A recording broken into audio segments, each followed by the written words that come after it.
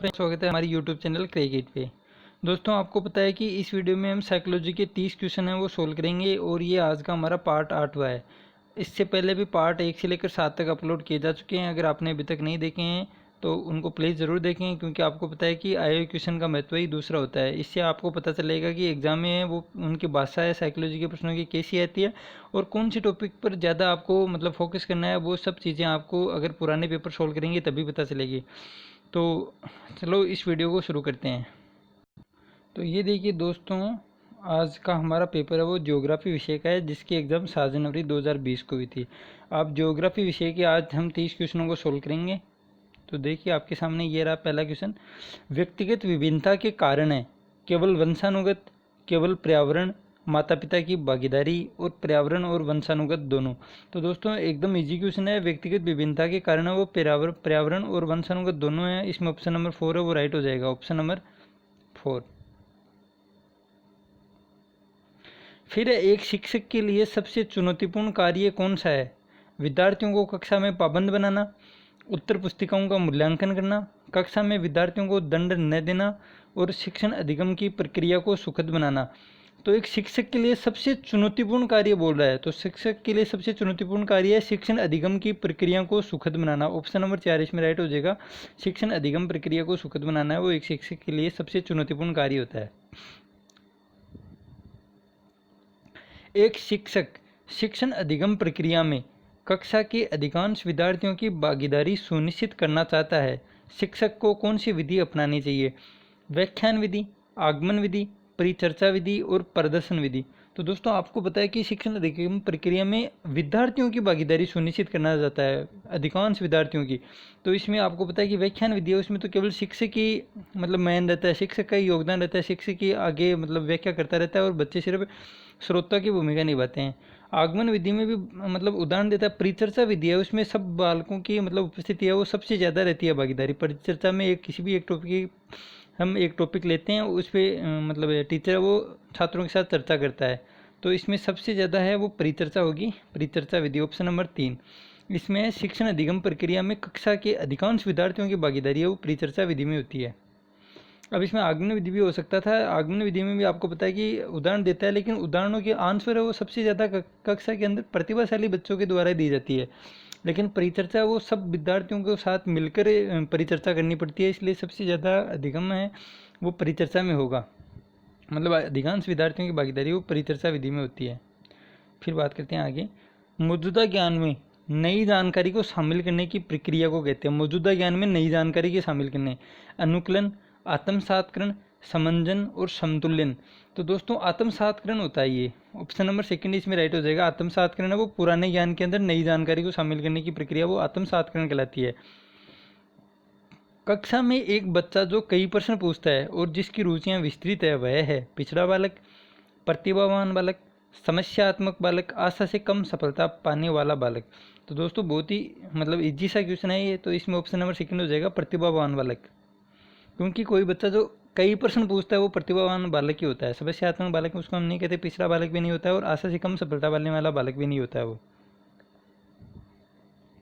फिर एक किशोर जिसने औपचारिक संक्रियात्मक विचार विकसित कर लिया है वह भविष्य के बारे में व्यवस्थित रूप से सोच सकता है, किसी दी गई परिस्थिति के लिए व्यवस्थित रूप से विभिन्न संभावनाएं उत्पन्न करता है, उस दुनिया के बारे में सोचते हैं जो उसे वास्तविक रूप में नहीं है, आगमनात्मक तर्क कर सकता है। औपचारिक संक्रियात्मक विचार विकसित कर लिया, उसके बारे में ये कथन दे रखे हैं। तो इसमें कौन सा कूट है वो सत्य होगा? ए, बी और डी। ऑप्शन 2 है बी, सी और डी, केवल ए और डी और ए, बी, सी, डी चारों ही कथन सही हैं। तो दोस्तों इसमें ऑप्शन नंबर 4 है वो राइट हो जाएगा। ये चारों कथन दिए गए सही हैं। औपचारिक संक्रियात्मक में विचार है वो भविष्य के बारे में व्यवस्थित रूप से बच्चा सोच सकता है, किसी दी गई परिस्थिति के लिए व्यवस्थित रूप से विभिन्न संभावनाएं भी उत्पन्न करता है और उन दुनिया के बारे में भी सोच सकता है जो वास्तविक रूप में नहीं है। अमूर्त चिंतन की बात कर रहा है। वास्तविक का होता है अमूर्त चिंतन और वास्तविक रूप से नहीं है वो अमूर्त हो गया, अमूर्त चिंतन। और आगमनात्मक तर्क कर सकता है। आगमनात्मक तर्क मान लो चाहे अमूर्त चिंतन मान लो, एक ही चीज़ होती है। फिर बात करते हैं आगे। निम्नलिखित में से कौन सा छात्र अकादमिक उपलब्धि के लिए अपने साथियों की अपेक्षाओं के अनुरूप होने का प्रयास करेगा? एक छात्र जो कक्षा 1 में है, एक छात्र जो कक्षा 5 में है, एक छात्र जो कक्षा 8 में है और एक छात्र जो कक्षा 12 में है। तो दोस्तों इसमें क्वेश्चन कह रहा है कि कौन सा छात्र अकादमिक उपलब्धि पाने के लिए अपने साथियों की अपेक्षाओं के अनुरूप होने का प्रयास करेगा। तो दोस्तों इसमें ऑप्शन नंबर थर्ड वो राइट हो जाएगा। एक छात्र जो 8वीं कक्षा 8वीं में, मतलब लगभग किशोरावस्था के पूर्व किशोरावस्था आप कह सकते हैं कि, क्योंकि लगभग 6 साल का बच्चा पहली क्लास में होता था, 8 और 6 करेंगे तो लगभग 14 साल का, मतलब पूर्व किशोरावस्था। ऑप्शन नंबर इसमें थर्ड हो जाएगा। एक कक्षा 8 में जो बालक होता है वो अपने अकादमिक उपलब्धि के लिए अपने साथियों की अपेक्षाओं के अनुरूप होने का प्रयास करता है। ऑप्शन नंबर थर्ड इसमें राइट हो जाएगा। फिर है सूचना प्रसंस्करण सबसे अधिक निकटता से संबंधित है व्यवहारवाद से, गेस्टाल्ट मनोविज्ञान, संज्ञानात्मक मनोविज्ञान, सामाजिक संज्ञानात्मक मनोविज्ञान। तो दोस्तों इसमें सूचना प्रसंस्करण बोल रहा है, इंफॉर्मेशन प्रोसेसिंग, तो ये कोग्निटिव साइकोलॉजी संबंधित होता है, मतलब संज्ञानात्मक मनोविज्ञान। Option number third. सूचना प्रसंस्करण वो सबसे अधिक निकटता है वो संज्ञानात्मक मनोविज्ञान से रखता है। सर्जनात्मकता होती है, मतलब सर्जनात्मकता में कौन से सर्जनात्मक जो बालक होते हैं उनमें कौन सा चिंतन पाया जाता है, बेसिकली ये क्वेश्चन पूछ रहा है। अभिसारी चिंतन, अपसारी चिंतन, मूर्त चिंतन और गहन चिंतन। दोस्तों बहुत ही फेवरेट क्वेश्चन है, ये बहुत बार आता है, बहुत ही इंपॉर्टेंट है। सर्जनात्मकता उन बालकों में अपसारी चिंतन पाया जाता है। ऑप्शन नंबर सेकंड इसमें राइट हो जाएगा, अपसारी चिंतन। और ये अभिसारी चिंतन है वो पता है आपको, अभिसारी है वो परंपरागत चिंतन भी कहते हैं, अभिसारी चिंतन कह दो या परंपरागत चिंतन कह दो या फिर मूर्त चिंतन कह दो। ये है प्रतिभाशाली बालक होते हैं उनमें अभिसारी चिंतन पाया जाता है, और अपसारी चिंतन वो सृजनात्मक बालकों में पाया जाता है, इसको अमूर्त चिंतन भी कहते हैं, और ये आगमनात्मक चिंतन भी इसको ही कहा जाता है। तो दोस्तों ये चिंतन वाला एक छोटा सा टॉपिक है, लगभग आप ये मान के चलो कि लगभग 1 पेज का टॉपिक है, और इसमें से हर बार क्वेश्चन आता है, तो रिट के लिए भी बहुत ही इंपॉर्टेंट टॉपिक है ये चिंतन वाला। प्रभावी कक्षा संचार के लिए इनमें से किस से बचना चाहिए? प्रभावी कक्षा संचार के लिए बात कर रहा है। संपूर्णता, पृष्ठपोषण, अस्पष्टता और वातावरण संबंधी सुविधा। तो दोस्तों अस्पष्टता है, इससे बचना चाहिए। प्रभावी कक्षा संचार के लिए अस्पष्टता से बचना चाहिए। ऑप्शन नंबर थर्ड इसमें राइट हो जाएगा। फिर अगला, सामाजिक रचनावाद दृष्टिकोण पर महत्व देता है। सामाजिक रचनावाद बोल रहा है, सामाजिक रचनात्मक दृष्टिकोण, सोशल कंस्ट्रक्टिविज अप्रोच, ध्यान, स्मृति और रणनीतियों के माध्यम से जानकारी को कैसे संसाधित किया जाता है। सीखने का सामाजिक संदर्भ और यह ज्ञान पारस्परिक रूप से कैसे निर्मित किया जाता है। सीखने का सामाजिक संदर्भ और यह ज्ञान छात्रों द्वारा कैसे निर्मित किया जाता है।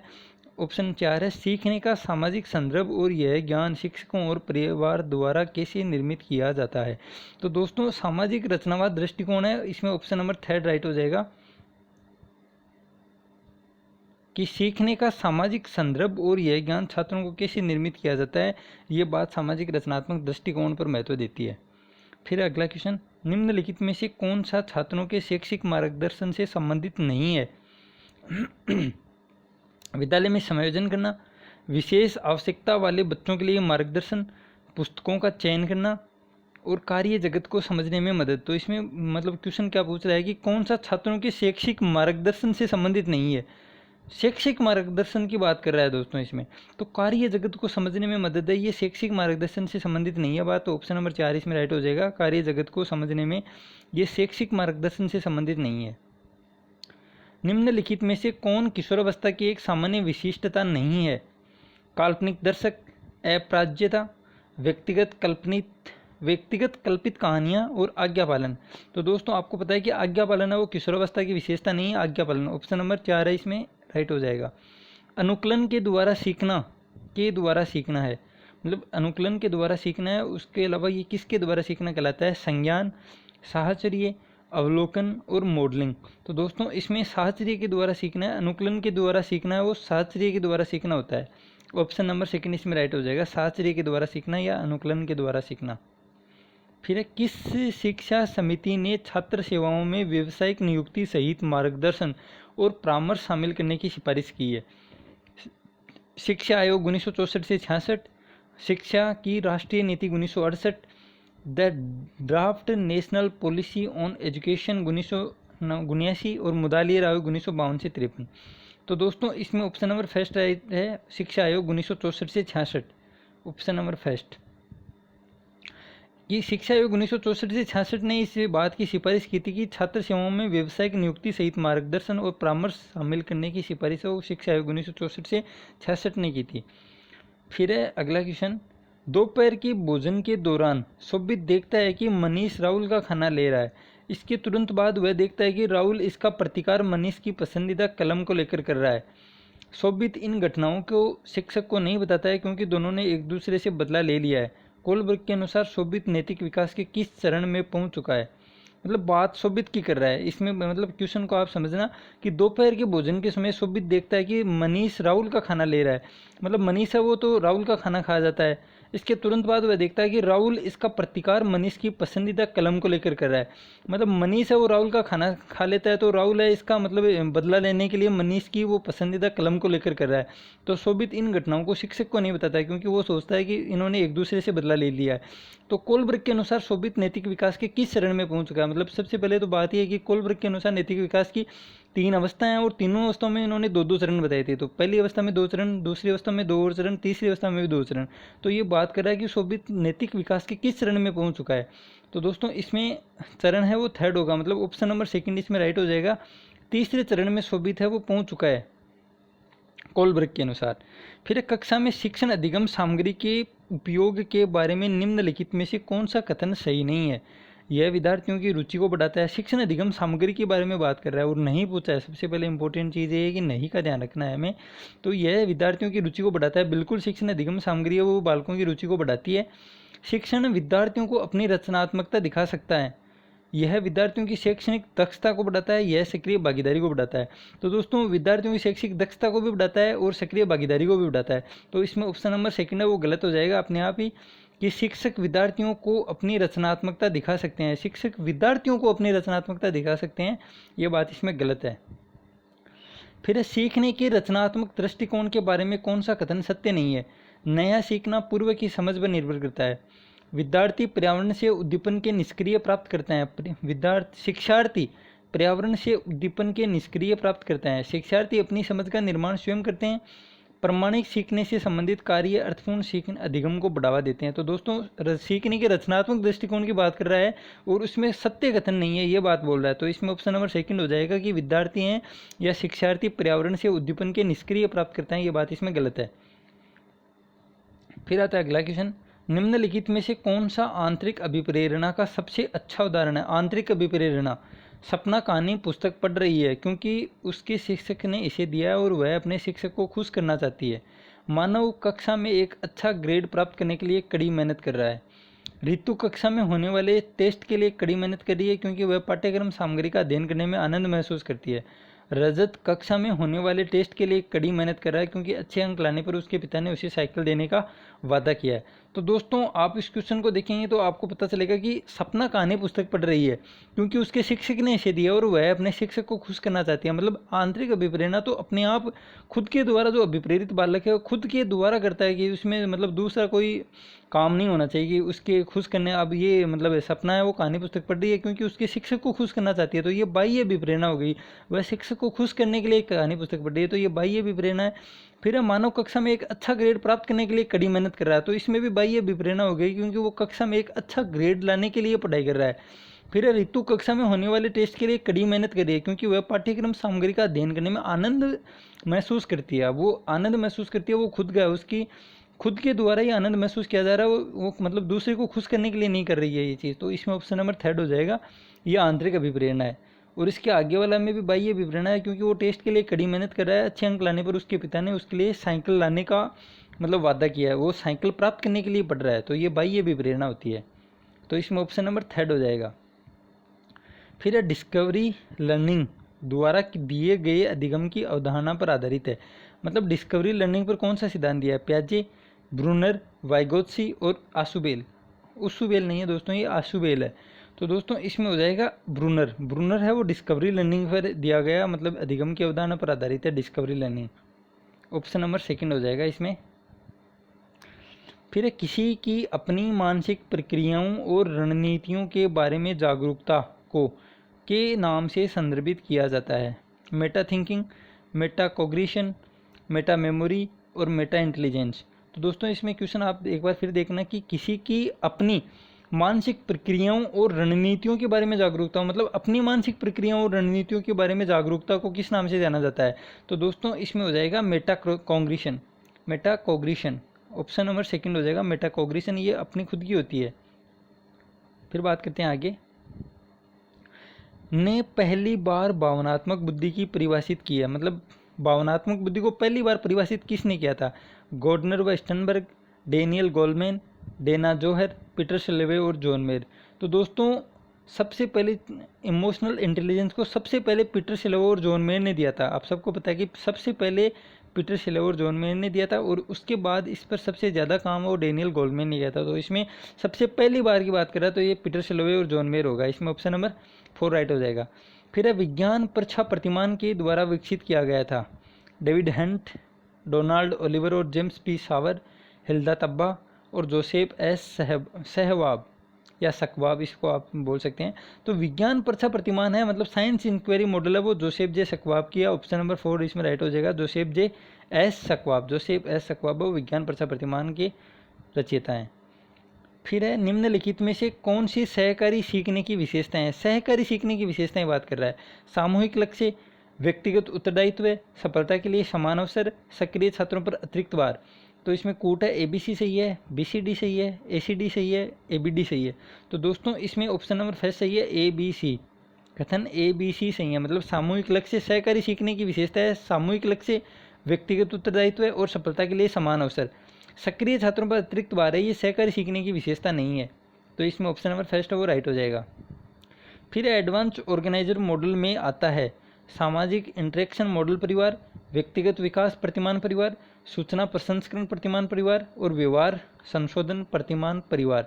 तो दोस्तों इसमें आता है सूचना प्रसंस्करण प्रतिमान परिवार। ऑप्शन नंबर 3 इसमें राइट हो जाएगा। सूचना प्रसंस्करण प्रतिमान परिवार एडवांस ऑर्गेनाइजर मॉडल में आता है सूचना प्रसंस्करण प्रतिमान परिवार, और एडवांस ऑर्गेनाइजर मॉडल है वो डेविड आशुबेल के द्वारा दिया गया है। फिर है रक्षा युक्तियां हैं सामाजिक प्रक्रिया, अहम सुरक्षात्मक, परामर्श प्रक्रिया और संवेगात्मक प्रक्रिया। तो दोस्तों अहम सुरक्षात्मक इगो प्रोटेक्टिव रक्षा युक्तियां होती हैं, इगो प्रोटेक्टिव। ऑप्शन नंबर सेकंड इसमें राइट हो जाएगा। फिर किशोरावस्था में समीक्षात्मक सोच के विकास करने के विषय में निम्नलिखित में से कौन सा कथन सही नहीं है? भावनाओं के बजाय तर्कसंगत तरीके से तर्क दें, न केवल क्या हुआ को पूछें बल्कि कैसे और क्यों भी पूछें, समय पर पाठ्यक्रम को पूरा करने के लिए व्याख्यान विधि का उपयोग, एक प्रश्न के विभिन्न उत्तरों की तुलना और सबसे अच्छे उत्तर का निर्णय लेना। तो इसमें किशोरावस्था में समीक्षात्मक सोच के विकास के विषय में कौन सा कथन सही नहीं है बात कर रहा है? सही नहीं है की बात बोल रहा है दोस्तों, सही नहीं है, इस बात को आप गौर करें। तो इसमें ऑप्शन नंबर 3 वो राइट हो जाएगा। समय पर पाठ्यक्रम को पूरा करने के लिए व्याख्यान विधि का उपयोग है, ये व्याख्यान विधि के उपयोग से समीक्षात्मक सोच के विकास नहीं होता है दोस्तों। तो इसमें ऑप्शन नंबर 3 राइट हो जाएगा। फिर है इंटरनेट प्रौद्योगिकी में HTML का आशय, मतलब HTML की basically hyper text markup language, hyper text makeup language, hyper text medium language और हाइपर टेक्स्ट मेक लैंग्वेज।